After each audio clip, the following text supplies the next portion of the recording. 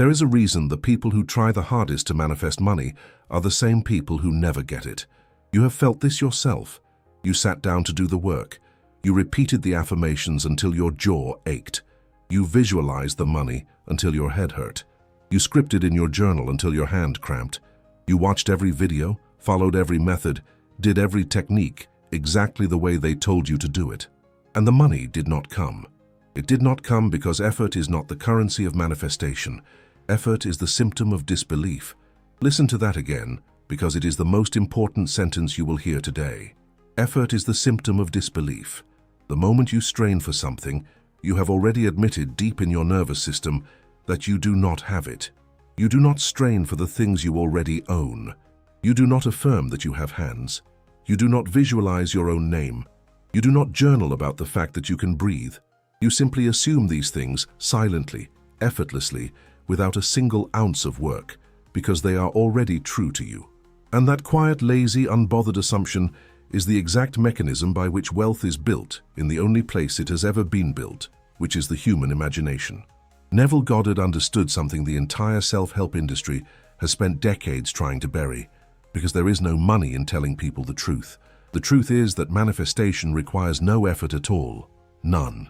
The effort you have been sold, the grinding, the forcing, the high vibration chasing, the gratitude lists, the cold showers of the mind, all of it is a distraction designed to keep you busy, so you never notice that the thing actually works the opposite way. The people manifesting millions are not working harder than you. They are working less than you. They have stopped. They have relaxed into a state of having.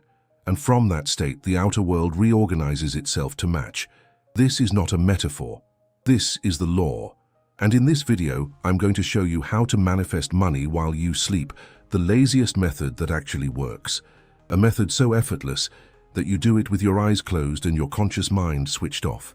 The only thing standing between you and it is your addiction to struggle, your belief that anything obtained in your sleep cannot be real. By the end of this, you will understand why the most powerful financial act of your entire day happens in the last 60 seconds before you lose consciousness, and why everyone straining at noon is wasting the one moment that was free. Let us be clinical about this, because vague spirituality has kept you broke long enough. Your brain is a prediction machine. That is its primary biological function. It does not perceive reality. It predicts reality, and then it shows you the prediction. Every moment of your waking life, your nervous system is running a model of what it expects to be true, and it filters all incoming information through that model. When you assume you are poor, your brain predicts poverty, and it literally edits your perception, your decisions, your opportunities, and your behavior to confirm the prediction. You do not see the opening because your brain has decided in advance that openings do not exist for someone like you.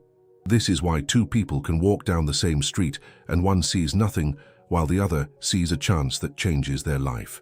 They are not in the same world. They are in the world their assumptions built. Now here is where it becomes interesting and where laziness becomes your greatest weapon. You cannot force a new prediction through effort. Effort tells the brain there is a gap between what is and what you want, and the brain dutifully maintains that gap because you keep reaffirming it every time you strain. But you can install a new prediction through assumption, and assumption is by definition effortless. To assume something is simply to take it as already settled, to stop arguing with it, to stop checking whether it is true yet. A man who assumes he is wealthy does not wake up every morning and anxiously verify his wealth. He simply lives from it. He thinks from it. He makes decisions from it. And his brain, the prediction machine, quietly rewrites its entire model of reality to keep him consistent with the identity he has assumed. This is why the rich seem lazy about money in a way that infuriates poor people. Watch how someone born wealthy talks about money. There is no urgency, no grasping, no desperate energy. They speak about large sums the way you speak about pocket change, with a casual, almost bored detachment. You think this attitude is the result of having money. You have it backwards. The attitude came first. The detachment, the assumption of enough, the lazy certainty that money is simply around, that it returns, that it is not a problem to be solved, but a background condition of life. That state of mind is the cause, the wealth is the effect. And you have been trying to produce the cause by chasing the effect, which is exactly like trying to make yourself tired in order to go for a run. So let me give you the method, and I want you to notice how little it asks of you, because that resistance you feel rising right now, that voice saying this is too easy, this cannot possibly work, that voice is the disbelief that has kept you exactly where you are. The first move is to stop. Just stop. Stop the affirmations you do not believe. Stop the visualizations that feel like begging. Stop the manifestation routines that are really just elaborate rituals of wanting. Every technique you perform from a state of lack reinforces the lack. So the laziest and most powerful first step is subtraction. You remove the striving. You let the silence in. Because in that silence, for the first time, your nervous system stops broadcasting the signal of not having.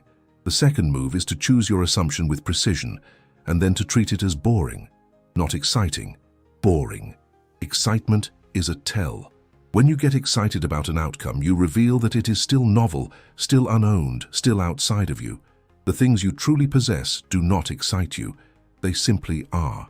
So you pick the assumption, I am wealthy, money comes to me easily and often, I always have more than enough. And then you do the strangest, laziest thing imaginable. You let it be ordinary. You walk around with it as a quiet background fact, the way you carry the assumption that the sun will rise. No straining to believe it, no forcing the feeling, just a calm, lazy refusal to entertain the opposite. And the third move, the laziest of all, is to fall asleep in the state of the wish fulfilled. This is Neville at his most precise, and it is the single most efficient act of manifestation available to a human being because it requires you to be unconscious. Think about that. The most powerful technique in the entire body of this work happens while you are doing the one thing every human is already an expert at, which is going to sleep. As you drift off, in that drowsy state between waking and sleep, your conscious mind loosens its grip.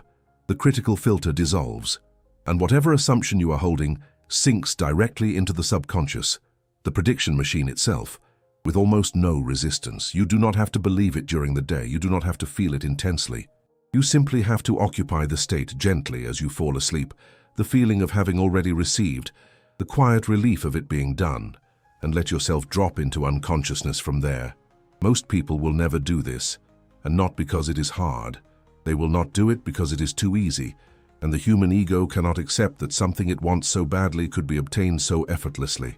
There is a deep, almost religious belief in the modern mind that anything worth having must be earned through suffering, that money in particular must be bled for, that if it comes easily, it is either fake, or it will be taken, or you do not deserve it. This belief is the prison, and the door has been unlocked the entire time. The laziest people in the realm of money, the ones who seem to have it flow toward them, are not lazy because they are rich. They are rich because somewhere along the line, consciously or by accident of upbringing, they assumed wealth as a settled fact, and then simply lived, without the constant inner labor of trying to deserve it. If this is landing for you, if you are starting to feel the weight of how much unnecessary effort you have been carrying, pause for 1 second and tell me in the comments the single hardest manifestation technique you have ever forced yourself to do. Name it. Writing it down breaks its spell, because the moment you see it written, you realize it was struggle dressed up as spirituality. Drop it in the comments and then come back, because in the next part, I am going to show you exactly how to stay in this lazy state of wealth, even when the outer world is screaming the opposite, and why the people who master this one thing never go back to being broke again. Now let us go deeper, because knowing the method is not the same as living it, and the place where everyone falls apart is the gap between assuming the wealth and seeing it appear. This gap is where your old self comes back to reclaim you. You do the lazy work. You fall asleep in the feeling of having money. You wake up calm and certain, and then you check your bank account, and the number is the same. And in that instant, the entire structure can collapse because the prediction machine is testing you.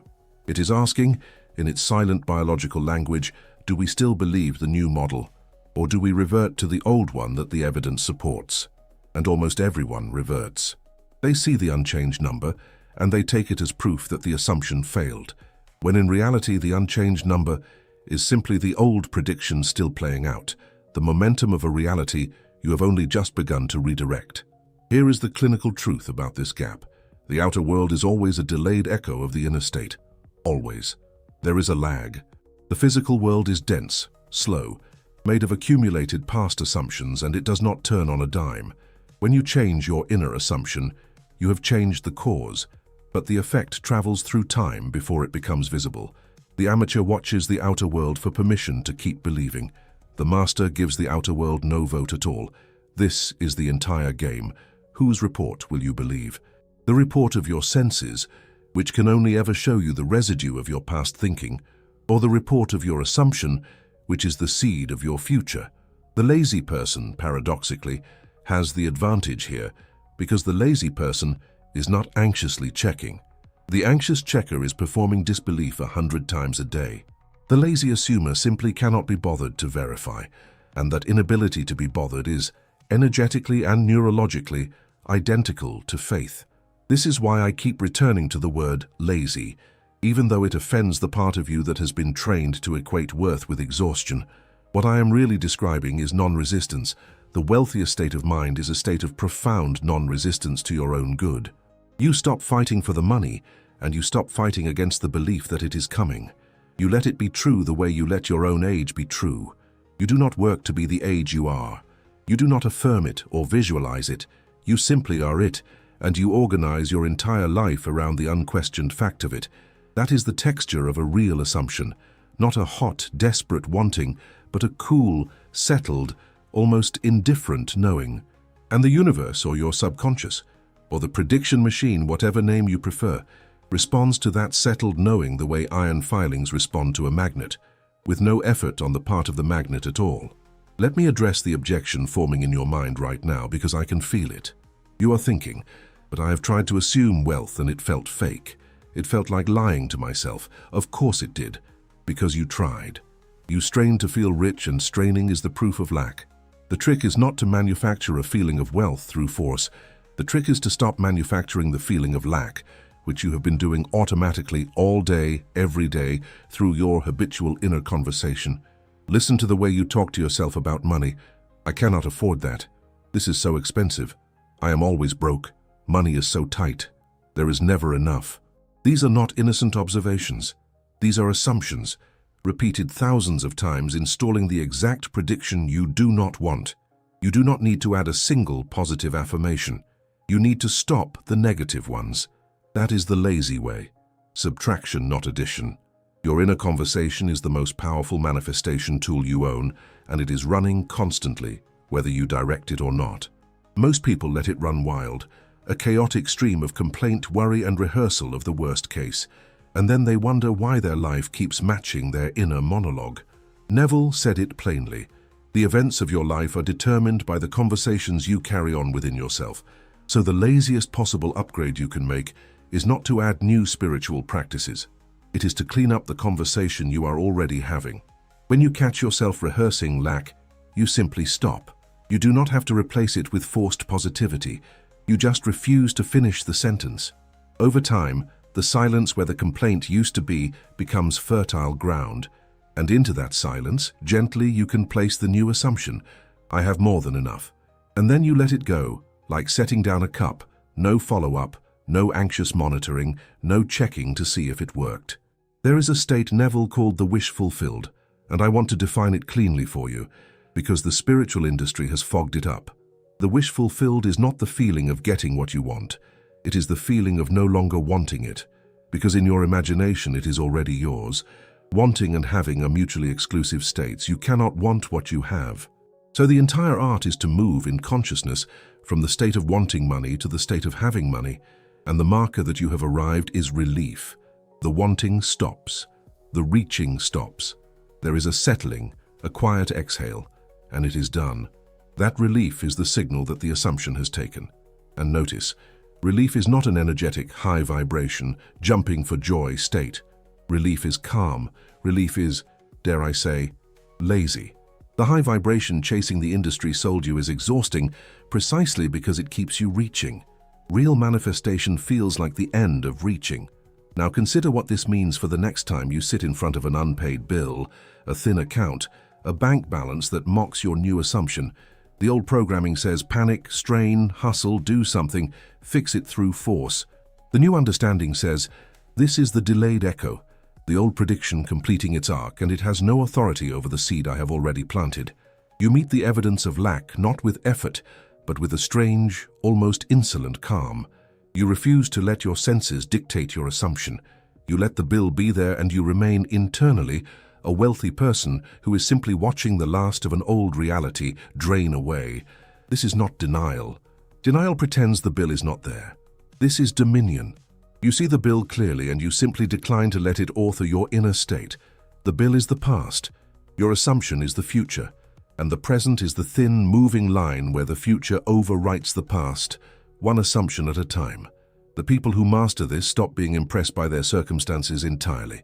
A temporary lack of money no longer means anything to them, because they have located their identity in the assumption rather than in the bank balance.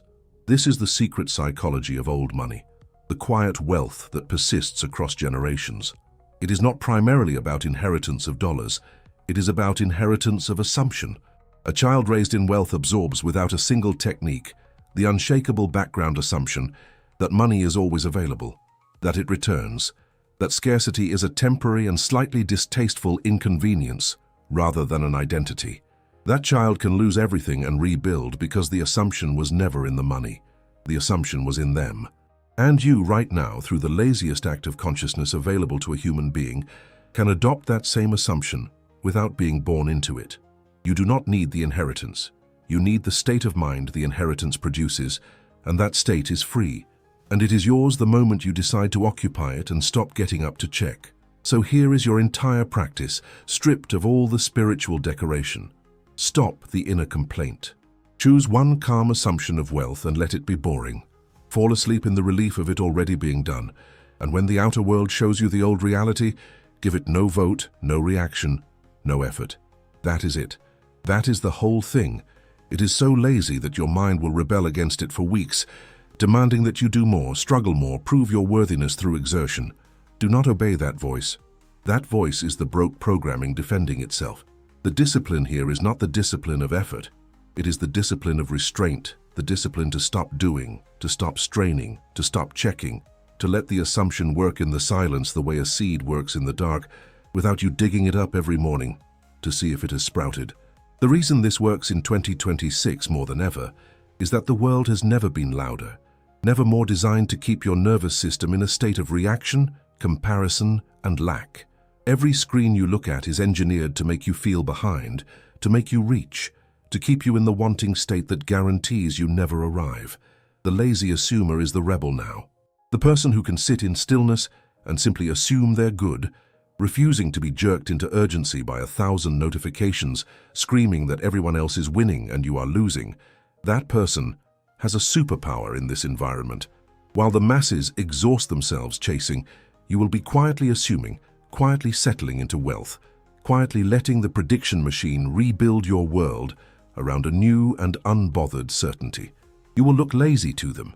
You will look like you are not trying hard enough, and then slowly and then suddenly, the results will arrive and they will call you lucky because they cannot see the one thing you did, which was to finally stop trying and start assuming. Let me show you what actually happens inside the brain when you do this, because understanding the mechanism removes the last bit of doubt, and doubt is the only thing that makes this hard. Every assumption you hold repeatedly carves a physical pathway in your nervous system. The first time you think a thought, it is a faint trail through grass. The 1,000th time, it is a paved road. Your habitual thoughts about money are paved highways, traveled so often that they feel like truth itself when they are only frequency. The lazy genius of falling asleep in the wish fulfilled is that the drowsy, pre-sleep state lays down these pathways faster and deeper than any amount of daytime effort, because the conscious gatekeeper is asleep at its post. 1 minute of the right feeling as you drift off does more than an hour of forced visualization at noon. You are not working harder. You are working at the precise moment when the work costs you nothing and yields the most. This is leverage, and leverage is what lazy people understand and busy people never do. Now I want to give you the single most underused technique in this entire body of work, and it is, predictably, the laziest one. Neville called it revision. At the end of each day before sleep, you replay any moment that went wrong, any conversation about money that stung, any rejection, any lack, and you simply replay it the way you wished it had gone. You do not analyze it. You do not journal 3 pages about your feelings.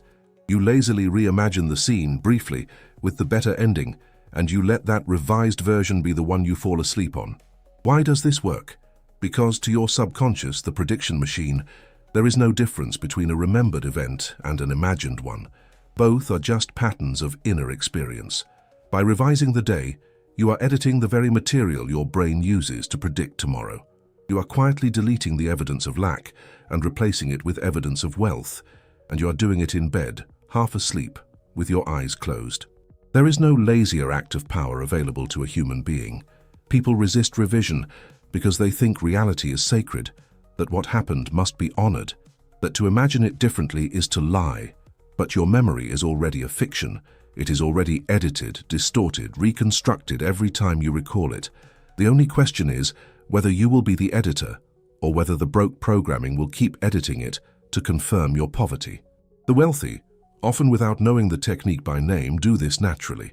They forget their failures with astonishing speed and remember their wins with vivid detail, and so their inner library of evidence is stacked towards success, and the prediction machine reading that library predicts more success. The poor do the opposite. They replay every humiliation, every loss, every time money slipped away, polishing these memories until they shine, and the prediction machine reads that library and predicts more loss. You can reverse this tonight, lying down, with no effort, simply by choosing which version of the day you carry into sleep. Here is something else nobody tells you, because it sounds too simple to sell. You do not need to know how the money will come.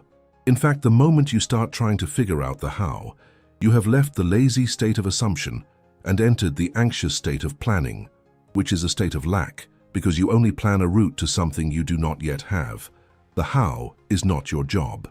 The how is the territory of the subconscious, of the prediction machine, of the infinite intelligence that organizes coincidence, opportunity, and circumstance far beyond what your conscious mind could ever engineer.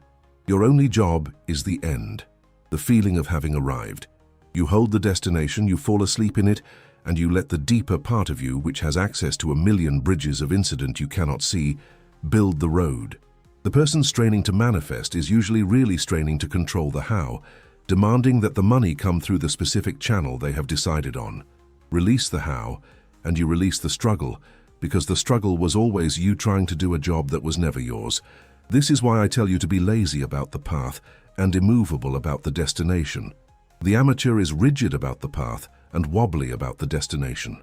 They insist the money must come from the promotion, the client, the lottery, the specific source, and then they panic when that source dries up, taking it as proof of failure, when really the universe was simply routing the supply through a door they had not thought to leave open. Hold the end, release the means, and watch how money begins to arrive from directions you never anticipated, because you finally stopped blocking every direction but one. The lazy person, having no rigid plan, has left every door open, and supply, like water, flows through whatever opening it finds. I want to address the people in your life now because they are part of this, and most teachers ignore it. The people around you are not separate from your assumption. They are players in the world your assumption is generating. When you change your inner state about money, the people around you begin to treat you differently, often without knowing why. They offer things they would not have offered. They think of you when an opportunity arises. They extend trust, credit, invitation, access. This is not magic in the cartoon sense. It is that your nervous system, operating from a new assumption, broadcasts a different signal through your posture, your tone, your decisions, your willingness, your calm. People are exquisitely sensitive to the signal of someone who assumes their own abundance, and they respond to it the way they respond to confidence in any form, by deferring to it, by wanting to be near it, by offering it more. You do not have to manipulate anyone. You change yourself, and the world of people rearranges around the new you, because they were always responding to your assumption, not to your effort. So stop trying to convince people to help you. Stop pitching from a state of need, because need repels. It always has. The neediness in your voice when you ask for the raise, the client, the loan, that neediness is your assumption of lack leaking out, and people feel it and pull back, not out of cruelty, but out of instinct. Now imagine making the same request from the lazy, settled assumption that you already have more than enough, that this particular yes or no changes nothing about your fundamental wealth. That detachment, That quiet indifference to the outcome is magnetic. It signals that you are already the wealthy person, and people give to those who already have, while withholding from those who desperately need. It is unfair. It is also the law, and you can use it the moment you stop leaking lack and start radiating the calm assumption of enough. There is a deeper layer here about money itself that will set you free, and it is this. Money is not your master. It is not even your goal. It is a servant, a measure, a flow that responds to the consciousness of the one who handles it. When you worship money, you place it above you, and what is above you commands you, frightens you, eludes you. When you assume your wealth so completely that money becomes a mere detail, a background fact, an obedient servant that comes and goes and returns, you place yourself above it, and what is below you obeys. The poor consciousness chases money like a starving man chasing a meal.